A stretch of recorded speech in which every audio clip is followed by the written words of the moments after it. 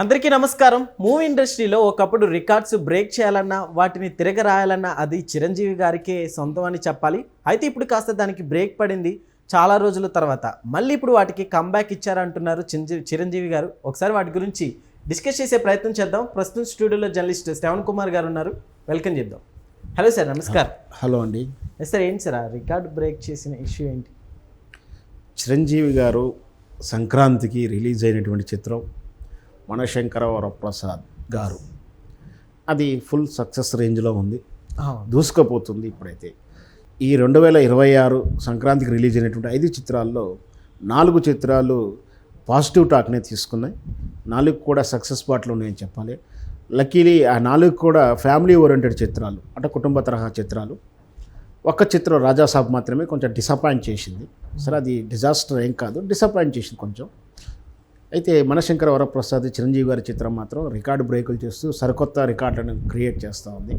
వాస్తవానికి తెలుగు సినిమా పరిశ్రమలో రికార్డు అంటేనే చిరంజీవి గారి చిత్రాలు. ఒకప్పుడు ఆయన చిత్రాలే ఉన్నాయి.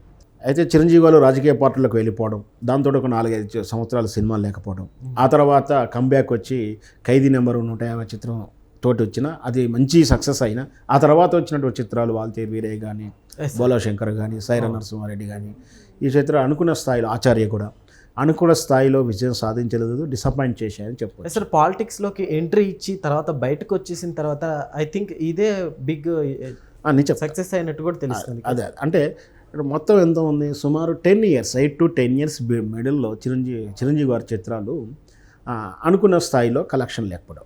సార్, 150 చిత్రం ఉన్నా కూడా, అయితే చిరంజీవి గారు రాజకీయాలకు వెళ్ళేటప్పటికీ ఆయన చిత్రాల్లో ఆయన క్రేజ్కి ఆయన రికార్డ్సే ఉన్నాయి. కానీ ఈ 8-10 yearsలో ట్రెండ్ మారిపోయింది, పాలసీలు మారిపోయాయి, కల్చర్ కూడా కొంచెం సినిమా కల్చర్ కూడా మారిపోయింది. ఎలా అంటే ఈరోజు మన తెలుగు చిత్రాలు కాస్త ప్యాన్ వరల్డ్ స్థాయికి దాటిపోయాయి. త్రిపుల్ ఆర్ చిత్ర కానీ, బాహుబలి కానీ, పుష్ప లాంటి చిత్రాలు తీసుకుంటే అవి 500 కోట్లు, 1000 కోట్లు, 2000 కోట్లు అని క్లబ్లు అని చెప్పేసి కంపారిటివ్ వచ్చింది.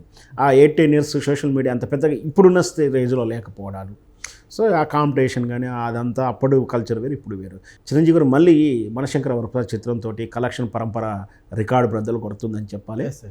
ఆల్రెడీ అది 300 కోట్లు 400 కోట్లు దాటి కలెక్షన్ చూపిస్తూ ఉంది స్క్రీనింగ్ థియేటర్లో. అయితే గతంలో ఉన్న రికార్డ్స్ ఏంటంటే, ఇది 7th డే అంటే లాస్ట్ మొదటి వారం చివరి రోజుల్లోనే గతంలో రికార్డ్ ఏంటంటే, తెలుగు పరిశ్రమలో అల్లు అర్జున్ గారి చిత్రం అలా వైకుంఠపురంలో 8.3 crores వసూలు చేసి 7వ రోజు వసూలు చేసి రికార్డు ఉంటుంది. సో కానీ ఇప్పుడు ఇది లాస్ట్ రోజు చిరంజీవి గారి చిత్రం 9.5గా 9.5 కోట్లు వసూలు చేసింది చివరి రోజు అని చెప్పేసి, ఏడో రోజు అని. అంటే అప్పుడున్న రికార్డుని మళ్ళీ అల్లు అర్జున్ రికార్డుని చిరంజీవి గారు మళ్ళీ బ్రేక్ చేసి తాను రికార్డును నెలకొల్పాడు. గతంలో కూడా చిరంజీవి గారి చిత్రాలకు చిరంజీవి గారు ఆ రోజుల్లో కలెక్షన్లు ఉన్నప్పుడు ఏదైతే కోట్ల రూపాయల్లో ఉండేదో, అప్పుడు 10 కోట్లు, 2 కోట్లు, 50 కోట్లే ఆ రోజుల్లో కూడా చిరంజీవి గారి రికార్డ్స్ ఉన్నాయి. ఒక సినిమాని 5 సెంటర్లో, 8 సెంటర్లో, 10 సెంటర్లో శతదినోత్సవాలు జరుపుకునే చిత్రాలు ఉన్నాయి. సో ఆ ట్రెండ్ అప్పుడు చిరంజీవి గారే రికార్డ్ బ్రేక్లు. ఆ తర్వాత ఇప్పుడు కూడా మళ్ళీ ఆయన కంబ్యాక్ వచ్చేసినా కూడా రికార్డ్ బ్రేక్ చేసిందని చెప్పవచ్చు. సార్, ఈ రికార్డుని అంటే ఇప్పటివరకు కూడా ఏ హీరోకి రాలేదంటారు, ఏ మూవీకి? అంటే అట్లానే కాదు, అంటే ఏంటంటే ఇప్పుడు ఫస్ట్ ఆఫ్ ఆల్ ఒకరు మనం పరుగు పందెంలో 5 మీటర్లు ఒకరు పరిగెత్తారు, తర్వాత వచ్చాడు 10 మీటర్లు, తర్వాత 17 మీటర్లు, అంటే అట్లా స్పాన్ పెరుగుతూనే ఉంటుంది. కానీ ఇంతవరకు లేదనేది కాదు, ఆ పీరియడ్కి ఈ టైం వరకు ఆ రికార్డు స్పాన్ అంత లేదు, ఇప్పుడు పెరిగింది. ఇప్పుడు చిరంజీవి గారి చిత్రం 9.5 అనుకున్నాం, రేపు భవిష్యత్తులో ఇంకోటి చిత్రం వస్తుంది, అప్పుడు 10 అవుతుందో అది రికార్డ్ అవుతుంది.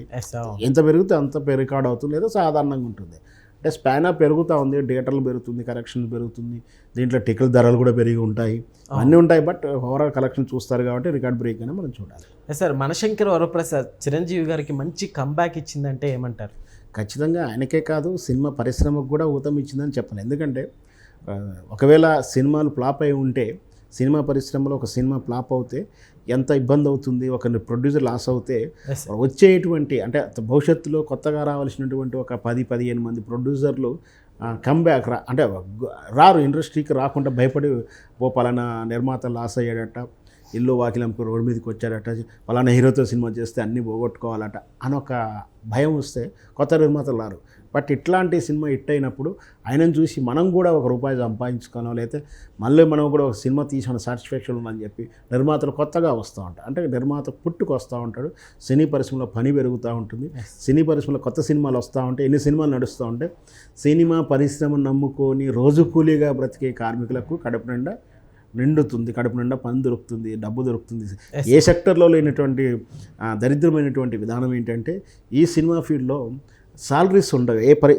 ఏ సెక్టర్కి ఎక్కడో 2-3 రెగ్యులర్ కంపెనీలు తప్పించి మిగతా ప్రతి విభాగానికి 24 మనకు సినిమా పరిశ్రమ 24 క్రాఫ్ట్స్ ఉంటాయి. దీంట్లో సాలరీ బేస్ క్రాఫ్ట్ ఏదీ ఉండదు. కేవలం ఆఫీసులో పనిచేసేటువంటి 1-2-3 లేదా రెగ్యులర్గా కెమెరా యూనిట్లు, లైట్ యూనిట్లు రెంట్కి ఇచ్చేటువంటి రెగ్యులర్ కంపెనీలు తప్పించి మిగతా ఏది కూడా సాలరీస్ ఉండవు. కేవలం పని చేసిన రోజు మాత్రమే వేతనం, పని చేసిన వేతనం. మళ్ళీ కొన్ని కంపెనీలు, కొన్ని ప్రొడక్షన్ కంపెనీలు, సినిమా ప్రొడ్యూసర్లు ఒకేసారి ఇవ్వకుండా 30 రోజులు పనిచేస్తే 30 రోజుల తర్వాతనో మళ్ళీ 40 రోజుల తర్వాతనో ఇస్తారు. అంటే ఈ 30-40 రోజులు రోజు పని చేసినా కూడా డబ్బులు తీసుకోకుండా ఇంటికి పోవాలి. పని చేసినా కూడా ఇంటికి కూరగాయలు కనీసం బియ్యం తీసుకోకుండా ఇంటికి వెళ్ళాల్సి ఉంటుంది. మళ్ళీ 30 రోజులకు 40 రోజులకు వాళ్ళు దయదలిచి ఇస్తేనే డబ్బులు రిటర్న్ వస్తాయి. సో ఇంత అన్సర్టన్ ఫీల్డ్లో ఒక సినిమా సక్సెస్ ఇస్తే ఎంత హ్యాపీగా ఉంటుంది మనం అందరం ఒకసారి ఆలోచిస్తే. ఇట్లాంటి చిత్రాలు విజయవంతం అవ్వాలి, ఎన్ని సినిమాలు విజయవంతం అవుతాయి. అందుకే అంటున్నాను 2026లో సంక్రాంతికి వచ్చిన 5 చిత్రాలు కూడా హ్యాపీగా విజయవంతమయ్యాయి. బిగ్ ఓపెనింగ్ అంటే 2026 ఓపెనింగ్ అనేది చాలా బాగుంది. సినిమా పరిశ్రమకు మంచి ఫలితం ఇచ్చిందని చెప్పొచ్చు. Okay sir. సో చూశారు కదా, ఈ రికార్డ్ని మళ్ళీ ఏ హీరో బ్రేక్ చేస్తాడో చూద్దాం. So thank you.